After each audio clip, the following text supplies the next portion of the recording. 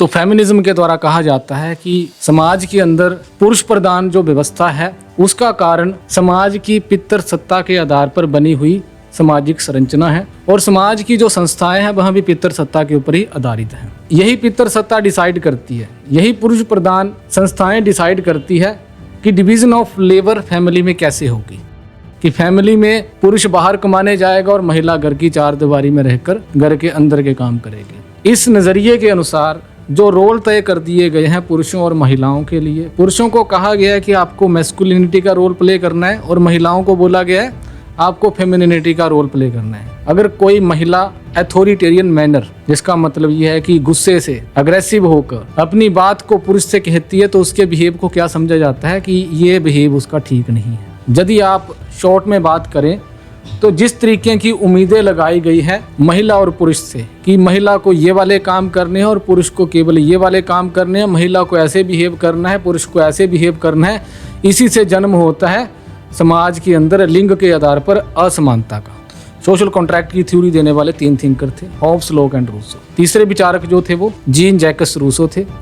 इनका जन्म 1712 में हुआ था और 1778 में इनकी डेथ हुई थी। एक फ्रेंच फिलोसफर थे, मूल रूप से ये स्विट्जरलैंड से थे, परंतु फ्रांस में जाके बस जाते हैं तो फ्रेंच फिलोसफर बन जाते हैं। इनके द्वारा एक ऐसे लिखा गया है, अ discourse on the origin of inequality. असमानता का जन्म कहाँ से होता है उसके ऊपर एक डिस्कोर्स दिया गया। डिस्कोर्स का मतलब होता है जहाँ पर वाद विवाद, चर्चाएं वगैरह करी जाती है। इसमें उन्होंने 2 प्रकार की असमानताओं की बात करी है, एक प्राकृतिक असमानता और एक कन्वेंशनल, जिसका मतलब है मानव निर्मित, कन्वेंशनल इनइक्वालिटी। प्राकृतिक असमानता वो वाली असमानता है जो कि प्रकृति के द्वारा बनाई गई है, जिसको आप खत्म नहीं कर सकते।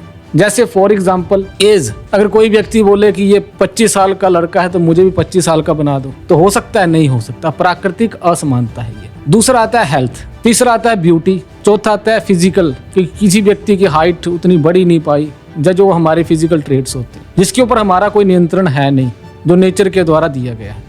देन इंटेलेक्चुअल कैपेसिटीज के बारे में भी हम सुनते हैं, IQ लेवल हम बोलते हैं कि कईयों का ज़्यादा होता है, कईयों का कम होता है। तो these are the natural inequalities, इनको खत्म नहीं किया जा सकता। प्राकृतिक है ना, कि किसी ने बोला कि मुझे भी उतना ही लंबा बना दो जितने बाकी हैं, तो क्या करेंगे? लंबे की टांगे काट देंगे कि बोलेंगे समानता आ गई, यही कर सकते हैं, चलो। तो नहीं किया जा सकता, तो इनको हम खत्म नहीं कर सकते। On the other hand, conventional inequalities represent disparities of wealth, Prestige and power, जिसमें कहा गया है कि ऐसी असमानताएं जो कि समाज के द्वारा निर्मित है, समाज की परंपराओं के द्वारा निर्मित हो जाती है, व्यक्तियों के द्वारा कुछ ऐसी चीजें चला दी जाती हैं जिसके कारण वो निर्मित हो जाती है, इनको खत्म किया जा सकता है। जैसे वेल्थ, धन आ गया, प्रेस्टीज आ गया। प्रेस्टीज का मतलब मान सम्मान, एंड पावर, शक्ति, क्योंकि ये जो असमानताएं हैं ये समाज के द्वारा बनाई गई है।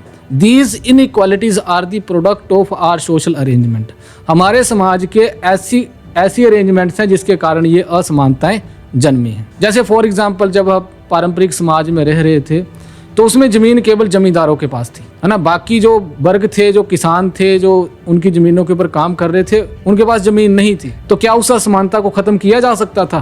किया जा सकता था, कोशिश करी जाती तो किया जा सकता था। तो समाज की अरेंजमेंट्स के द्वारा, चाहे समाज की राजनीतिक व्यवस्था हो, धार्मिक व्यवस्था हो, समाज की परंपराएं हो, इनको बदला जा सकता है। कि हम इसकी क्रिटिकल एग्जामिनेशन करेंगे, इसको परखेंगे कि क्या ये सही है या गलत है। उसके आधार पर तय करने के बाद इन असमानताओं को खत्म किया जा सकता है न्याय के आधार पर, कि किसी एक व्यक्ति के पास जरूरत से ज़्यादा संपत्ति इकट्ठी हो गई है और एक व्यक्ति बिल्कुल गरीब है जिसको 2 वक्त का खाने का पैसा भी नहीं है, या 2 वक्त की रोटी खाने के भी संसाधन उसके पास नहीं है, उसके पास घर नहीं है। तो क्या हम कह सकते हैं कि वो जो व्यक्ति बिना खाने के रह रहा है उसके साथ अन्याय हो रहा है? यस, उसके साथ अन्याय हो रहा है, क्योंकि एक व्यक्ति बहुत अमीर बन गया है। एंड जरूर वो व्यक्ति अमीर बना है तो किसी ना किसी व्यक्ति का एक्सप्लॉयटेशन तो हुआ होगा, किसी के साथ अन्याय हुआ होगा, तभी जाकर वो अमीर बना है। तो उसको खत्म किया जा सकता है, उन सोशल अरेंजमेंट्स को खत्म किया जा सकता है। दूसरे शब्दों में यदि कहें तो कन्वेंशनल इनइक्वालिटीज, मानव निर्मित, समाज निर्मित असमानताओं को खत्म किया जा सकता है। यदि आप वर्तमान के संदर्भ में बात करेंगे तो समाज का जो विभाजन लिंग के आधार पर जो किया गया है, इसको नेचुरल इनइक्वालिटी हम बोलेंगे। कि एक महिला की बायोलॉजी कैसी है और एक पुरुष की बायोलॉजी कैसी है, उसकी शारीरिक रचना कैसी है और एक महिला की शारीरिक रचना कैसी है। क्या उसको बदला जा सकता है? नहीं बदला जा सकता। जो प्रॉब्लम्स महिलाओं को फेस करनी पड़ती है शायद पुरुषों को नहीं फेस करनी पड़ती। अब महिला इसके ऊपर चिल्लाना शुरू कर दे कि जो मेंस्ट्रुएशन साइकिल्स हैं वो पुरुषों को भी आए, तब समानता है कि जब हमारे भी बंद कर दिए जाएं, तो नहीं हो सकता। तो क्या है, इसको हम खत्म नहीं कर सकते। दूसरी तरफ जेंडर, अच्छा हिंदी में हम दोनों के लिए लिंग शब्द ही प्रयोग कर रहे हैं, परंतु इंग्लिश में 2 शब्द आते हैं। तो यहाँ पर जब हम सेक्सेस वर्ड प्रयोग कर रहे हैं तो हम बायोलॉजिकल डिफरेंसेस के आधार पर बोल रहे हैं कि नेचुरल इनइक्वालिटी है वो।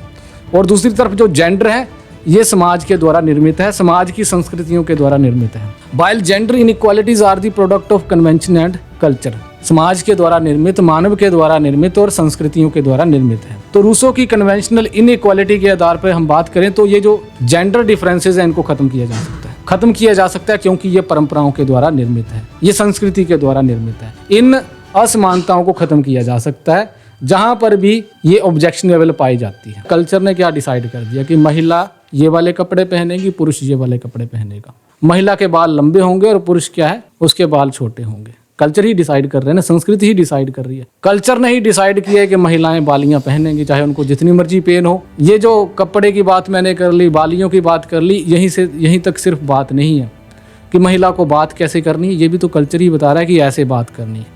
महिला को ये बता दिया गया कि आपको हैवी एक्सरसाइजेस नहीं करनी है, आपका शरीर कोमल ही रहना चाहिए, तुम केवल अपनी सुंदरता के लिए जाने जाते हो। तो ये कल्चर ही तो बता रहा है। तो क्या है, कुल मिला के बात यहाँ पे आ रही है कि कल्चर के द्वारा ये डिसाइड किया गया है कि महिलाओं को ये वाले काम करने हैं, पुरुष को केवल ये वाले काम करने हैं।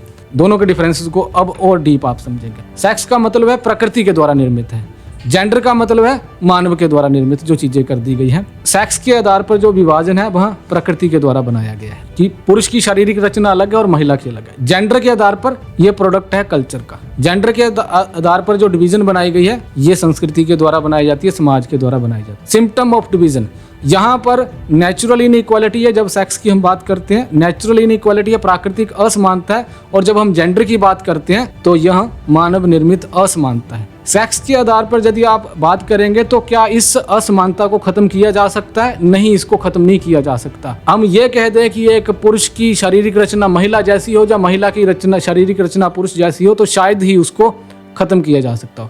हालांकि आजकल कुछ जेंडर चेंज करने की भी बातें चलती हैं, परंतु आप ये कह दें कि एज इट इज एक महिला की तरह ही पुरुष का शरीर हो जाएगा तो थोड़े डिफरेंसेस रहेंगे। देन जो जेंडर के आधार पर असमानता है उसको खत्म किया जा सकता है क्योंकि संस्कृति के द्वारा ये बनाई गई है। तो एक महिला के लिए बहुत सारे अवसरों की कमी हो सकती है, जैसे कि किसी लड़के ने बोला कि मैं शिमला यूनिवर्सिटी में पढ़ने जा रहा हूँ पापा जी, तो उसने बोला जा, और लड़की ने बोला तो किसी ने कान में आके बोल दिया कि ये तो बिगड़ जाएगी वहां पे, तो उसको नहीं भेजा जाएगा। तो क्या है कि पहला जो अवसर उसका वहीं छिन गया जब उसका जेंडर आ रहा है कि एक महिला है इसलिए ये वाले काम आप नहीं कर सकते। लड़के ने कर दिया होता तो एक्सेप्टेबल होता, तो खुशियां भी मना रहे होते। महिलाएं दुनिया की आधी जनसंख्या है। मान लीजिए इस दुनिया में 100 लोग रहते हैं तो उसमें 50 पुरुष हैं और 50 महिलाएं। कि महिलाएं अगर 24 घंटे दिन की हैं तो 2/3 मेरे हिसाब से ये 16 घंटे करीब महिलाएं काम करती हैं। ठीक है, दुनिया की आधी जनसंख्या है और करीब अपने 24 घंटों में से करीब 14 घंटे 15 घंटे या 16 घंटे काम करती। दुनिया की जितनी भी जो इनकम है उसका केवल 10वां हिस्सा लेती है। 9 हिस्से कौन लेता है? पुरुष लेता है। और दुनिया के 100वां हिस्सा प्रॉपर्टी का ऑन करती है। बाकी 99 जो हिस्से हैं वह पुरुष के हाथ। तो इससे आप समझ सकते हैं कि कितनी बड़ी असमानता यहाँ पे बनी हुई है। अफगानिस्तान के ऊपर मैं आर्टिकल पढ़ रहा था, उसमें एक सुझाव दिया गया था कि अगर आप इसी तरीके से महिलाओं को शिक्षा हासिल करने से रोकते रहेंगे तो अफगानिस्तान पिछड़ जाएगा, क्योंकि महिलाएं अर्थव्यवस्था में भी तो कंट्रीब्यूट कर रही हैं। तो अफगानिस्तान की जो जीडीपी है वो काफ़ी कम चली जाएगी। इसलिए महिलाओं के इन अवसरों को रोकना ना केवल महिलाओं के लिए ही नुकसानदायक है बल्कि एक देश के लिए भी नुकसानदायक है।